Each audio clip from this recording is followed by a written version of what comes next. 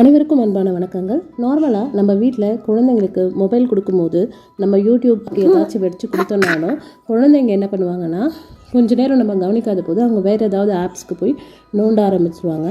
அந்த மாதிரி பண்ணாமல் இருக்கிறதுக்கு நம்ம யூடியூப்பை வச்சோ இல்லை வேறு ஏதோ ஒரு ஆப் வச்சோ ஆப் லாக் போட்டு கொடுக்கலாம்.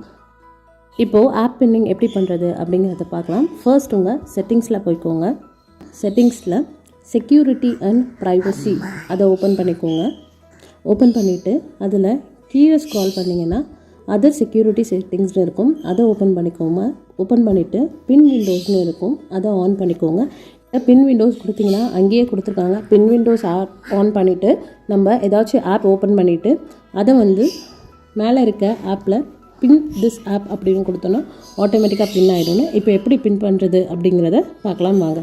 இப்போ நம்ம யூடியூப்பை ஓப்பன் பண்ணிக்கிட்டோம். இதை எப்படி பின் பண்ணுறது அப்படின்றத பார்க்கலாம். மேலே யூடியூப் ஐக்கானை கிளிக் பண்ணிவிட்டு பின் திஸ் ஆப் அப்படின்னு கொடுத்தீங்கன்னா app is pin. To unpin this app swipe and hold அப்படின்னு காட்டுது. ஸோ ஓகே கொடுத்துருங்க. இப்போது இந்த ஆப்பில் இருந்து நம்மளால் வெளியே வர முடியாது. இப்போது நம்ம ஸ்வைப் பண்ணி ஹோல்ட் பண்ணால் மட்டுமே நம்மளால் வெளியே வர முடியும். இப்போ பார்த்தீங்கன்னா ஆப் பின்டு அப்படின்னு காட்டுது. ஸோ இப்போ நீங்கள் பார்த்தீங்கன்னா நான் பேக் பட்டன் அனுப்புகிறேன். To unpin this app swipe and hold அப்படின்னு காட்டுது. என்னால் பேக் வர முடியல, அது வேறு எந்த ஆப்ஸும் யூஸ் பண்ணவும் முடியல. இப்போ நான் ஸ்வைப் பண்ணி ஒரு 2 செகண்ட்ஸ் ஹோல்ட் பண்ண உடனே ஆப் இஸ் அன்பின்டு காட்டுது.